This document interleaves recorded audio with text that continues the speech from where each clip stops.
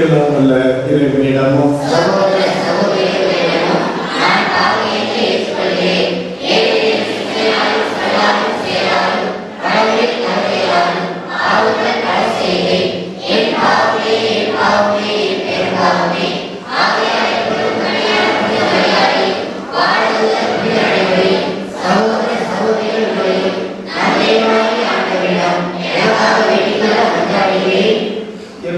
இறைவன் நம் மீது இரக்கம் வைத்து நம் பாவங்களை மன்னித்து நம் நிலை வாழ்வுக்கு அழைத்து செல்வாராக.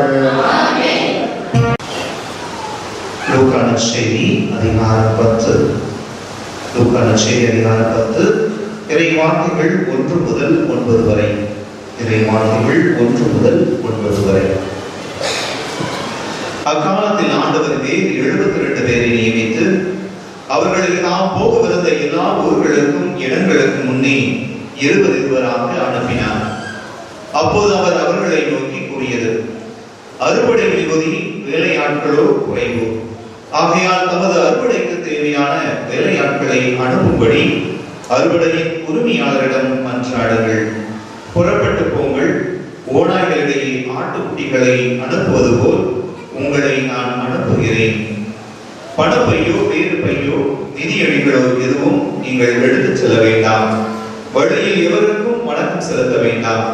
நீங்கள் எந்த வீட்டுக்குள் சென்றாலும் இந்த வீட்டுக்கு அமைதி உண்டாகுக என முதலில் கூறுங்கள். அமைதியை விரும்புவர் அங்கு இருந்தால் நீங்கள் வாழ்த்தி கூறிய அமைதி அவரிடம் தங்கும். அன்பார்ந்த சகோதர சகோதரிகளே, புனித அந்தோனியாருடைய விழாவை மகிழ்வோடு கொண்டாடி கொண்டிருக்கின்ற வேளையிலே உங்கள் அனைவருக்கும் எனது திருவிழா வாழ்த்துக்களை தெரிவித்ததிலே மகிழ்ச்சி கொள்ளுகின்றேன். புனித அந்தோனியார் அளப்பெரிய நன்மைகளை பெற்றுத் தருவாராக, புதுமைகளை நமது வாழ்க்கையிலே காண செல்வாராக. புனித அந்தோனியார் கோடி அற்புதர் என்று அழைக்கப்படுகிறார். காணாமல் போன பொருட்களை காட்டிக் கொடுப்போர் என்று பெயர் சொல்லி அழைக்கப்படுகிறார். அவருடைய புதுமைகளுக்கு அளவே இல்லை. அவர் பணி செய்வது போதும் கூட, இறந்த போதும் கூட, இறந்த பிறகு விண்ணகம் சென்ற போதும் கூட, இன்றும் கூட நமக்கு புதுமைகள் செய்து கொண்டிருக்கின்றார்.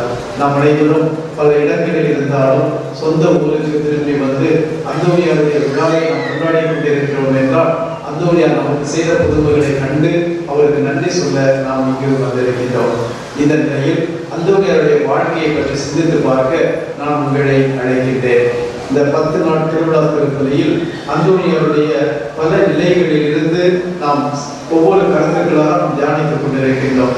மீன்களுக்கு நற்செய்தியை போதிப்பவரான அந்தோனியார், கீழ்ப்படிதலை கற்பித்தவரான புனித அந்தோனியார், குழந்தை இயேசுவின் இனிய நண்பரான புனித அந்தோனியார், அழியா நாவை பெற்றவரான புனித அந்தோனியார், தூய்மையின் நீதி மலரான புனித அந்தோனியார், ஏழைகளின் நண்பரான புனித அந்தோனியார், தப்பறை கொள்கைகளுக்கு சம்மட்டியான புனித அந்தோனியார், தீய சக்திகள் நடுநிலைக்கு செய்தவரான புனித அந்தோனியார், உலக கவர்ச்சியை துறந்தவரான புனித அந்தோனியார், மாட்சியாக விருப்பம் கொண்டவரான புனித அந்தோனியார், மாபெரும் இறை மாற்றரான புனித அந்தோனியார் என்று அந்தோனியாருடைய குணநலன்களை, அவருடைய செயல்பாடுகளை ஒவ்வொரு நிலையிலிருந்தும் நாம் இந்நாள் வரை நாம் சிந்தித்து வந்திருக்கின்றோம்.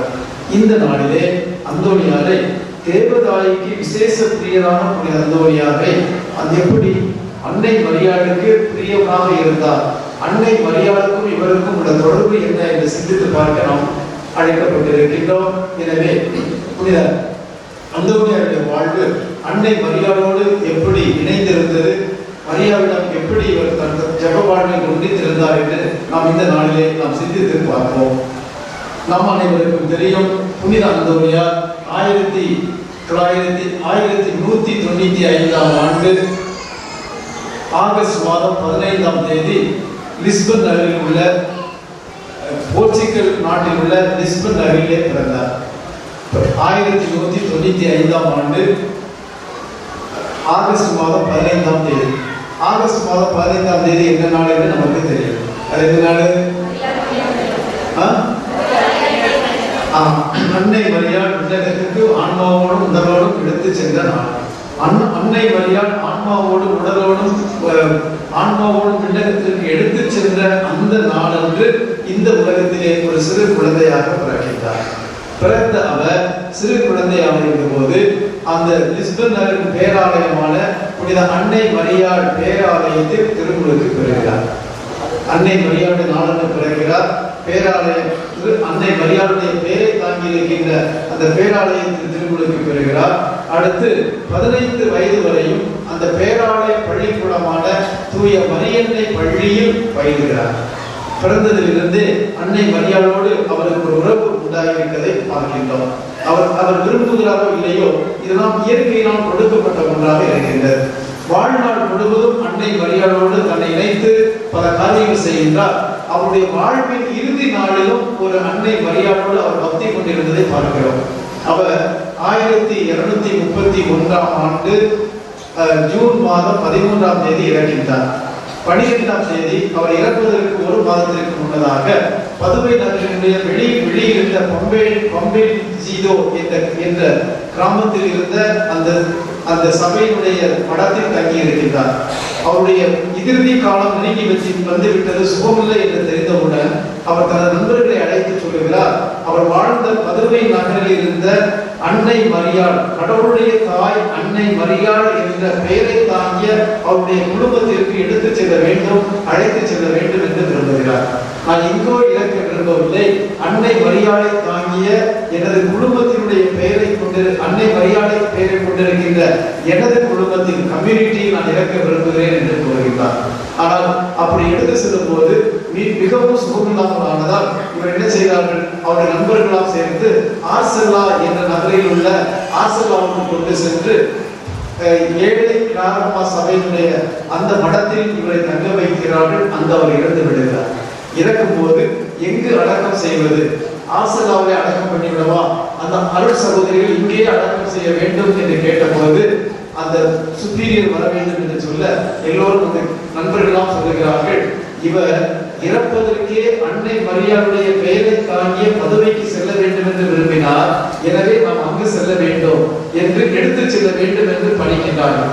அதுக்குரிய மக்கள்லாம் வந்து இங்குதான் புதைக்க வேண்டும், அங்குதான் அடக்கம் செய்ய வேண்டும் என்ற பிரச்சனைகள் வர இறுதியிலே பதுவை பேராய தலையிட்டு அந்த அந்தோனியாவின் விருப்பத்திற்கு ஏற்ப அன்னை மரியாதை பெயரை தாங்கிய அந்த பதுவை நகர் படத்திலே இவர் இறுதி அடக்கம் செய்யப்படுகின்றார்.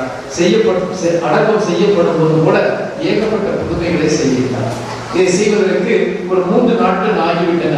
அவரது உடலை வைத்திருக்கிறார்கள். சுற்றி இருந்தவர்கள் உடலை பார்த்து கும்பிடுவதற்கு வருகிறார்கள். கூட்டம் அதிகமாக இருப்பதால் யாரும் வரக்கூடாது என்று சொல்ல அந்த சன்னல் வழியாக பெரிய கம்பை வைத்து அந்த கம்பிலே தன்னுடைய ஜெபமாலை அல்லது கீச்சை அல்லது சின்ன பொருட்களை வைத்து கம்பு வழியாக அந்த அந்தோனியார் உடலை தொட்டு அதிலிருந்து தொட்டவரை தன் உடலில் சுகமில்லாத இடத்தில் வைக்க சுகம் பெறுகிறார்கள். ஆக சுகம் கொடுப்பவராக, அன்னை மரியாளுடைய பெருமை சேர்க்கக்கூடிய சுகம் கொடுப்பவராக, புதுமைகள் செய்பவராக இருக்கின்றார். இப்படி அன்னை மரியாள் இவருக்கு தனது விருப்பத்திற்கு விரும்புவதற்கு முன்னதாகவே இயற்கையாகவே அன்னை மரியாளோடு புனைந்திருந்த இவருடைய வாழ்வானது இவருடைய பலவீன வாழ்க்கையை நாம் பார்க்கின்ற போது பல நாட்களில் அன்னை மரியாளை பற்றி போதிக்கவும் அன்னை மரியாள் மீது பற்று கொண்டிருந்தவராகவும் நாம் பார்க்கிறோம். அன்னை மரியாள் மீது விசேஷ விதமாக அவர் பற்று கொண்டிருந்தார். குறிப்பாக நாம் சொல்ல வேண்டுமே என்றால் அன்னை மரியாளை விசேஷ பற்று கொண்டிருந்தார். எப்படி என்றால் அன்னை மரியாள் 431ஆம் ஆண்டு நைசியர் என்ற இடத்தில் நடந்த கூட்டமானது அன்னை மரியாள் தியோட்டோகோஸ், கடவுளுடைய தாய் என்று பெயர் சொல்லப்பட்டிருந்தது. அன்னை மரியாள் கிறிஸ்துவுடன் இயேசுடைய தாயா அல்லது கடவுளுடைய தாயா என்ற பிரச்சனைகள் வர ஒரு சிலர் இயேசுவின் தாய் மட்டும்தான் என்று சொல்ல, ஒரு சிலர் கடவுளுடைய தாய் என்று சொன்னார்கள். ஆனால் இந்த பிரச்சனைக்கு முடிவு கட்டும் போது இயேசு கடவுளாக இருக்கிறார், எனவே இயேசு கடவுளாக இருப்பதால் இவர் இயேசுனுடைய தாயாக இருப்பவர், இயேசு கடவுளாக இருப்பதால் கடவுளின் தாயாகவும் ஏற்றுக்கொள்ளப்படுகிறார், கடவுளுடைய தாய் என்று தெளிவாக அந்த திருச்சங்கமானது அறிவித்தது. ஆனால் 431ஆம் ஆண்டு அறிவிக்கப்பட்ட அந்த மறை நிகழ்வானது அதோடு நின்று விடவில்லை, அந்த பிரச்சனை தொடர்கின்றது. இவர் 12ஆம் நூற்றாண்டு ஆரம்பத்திலே போதிக்க ஆரம்பிக்கும் போது பலவிதமான தப்பறையான கொள்கைகள் பரப்பப்பட்டன. இது நீங்கள் ஒரு நாள் தியானித்திருக்கிறீர்கள். தப்பறையான கொள்கைகளுக்கு சம்மட்டியான புனித அந்தோனியார் என்று பலவிதமான கொள்கைகள், அன்னை மரியாளுக்கு எதிரான தப்பறையான கொள்கைகள், நற்கருணைக்கு எதிரான கொள்கைகள், இப்படி ஏகப்பட்ட கொள்கைகள் வரும்போது அவர் அந்த கொள்கைகள் வரும்போது அதை சம்பட்டி போல அடித்து உண்மையான கத்தோலிக்க திரு அவை கொடுக்கின்ற உண்மையான போதனையை கொடுத்தார். அப்படி கொடுத்து வரும் பொழுது அன்னை மரியாளுடைய நாமத்தை காக்கவும், அன்னை மரியாளுடைய அந்த அவர் மீது கொண்டிருக்கின்ற அந்த பக்தியை விசுவாசத்தை காட்டவும் அன்னை மரியாளுடைய தூதுவராக இருக்கின்றார், அன்னை மரியாளுடைய பக்தனாக இருக்கின்றார். எந்த பணிக்கு செய்தாலும் ஜெபம் செய்துவிட்டு அன்னை மரியாளிடம் வேண்டாமல் எந்த பணியையும் ஆரம்பித்தது கிடையாது. எங்கு போதைக்கு சென்றாலும் சரி, போதனையில் அன்னை மரியாளை பற்றியே இவர் நிறைவாக பேசியிருக்கிறார். ஜெபித்து விட்டு அன்னை மரியாளிடம் ஜெபித்து விட்டு தனது போதனையை ஆரம்பிக்கின்றார். இது குறிப்பாக நாம் சொல்லுவோம் என்றால் ஒரு 4 கருத்துக்களை உங்களோடு சொல்ல நான் பகிர்ந்து கொள்ள நான் விரும்புகின்றேன். அன்னை மரியாளை நாம் அமல உற்பவம், அமல உற்பவி என்று நாம் அழைக்கின்றோம். அன்னை மரியாளை அமல உற்பவி என்ற திருச்சபை அதிகாரப்பூர்வமாக அறிவித்தது எப்ப? 1854ஆம் ஆண்டு. நமது திருத்தந்தை 9ஆம் பத்தினாளர் அறிவிக்கிறார். 1854ஆம் ஆண்டு, அதாவது 19ஆம் நூற்றாண்டு.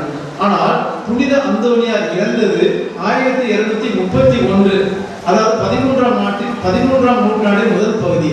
அப்படி இருந்த அந்த அந்தோனியார் இந்த அன்னை மரியாளுடைய அமலோற்பவத்தை பற்றி என்ன பேசியிருக்கிறார் என்று நாம் சிந்தித்து பார்ப்போமே என்றால், திரு அவை 19ஆம் நூற்றாண்டில் அறிவிக்க இருப்பதை அந்த நாளிலேயே அன்னை மரியாள் அமல உற்பவி என்று தன்னுடைய பிரசங்கத்திலே தெளிவாக எடுத்துக் கூறியிருக்கிறார்.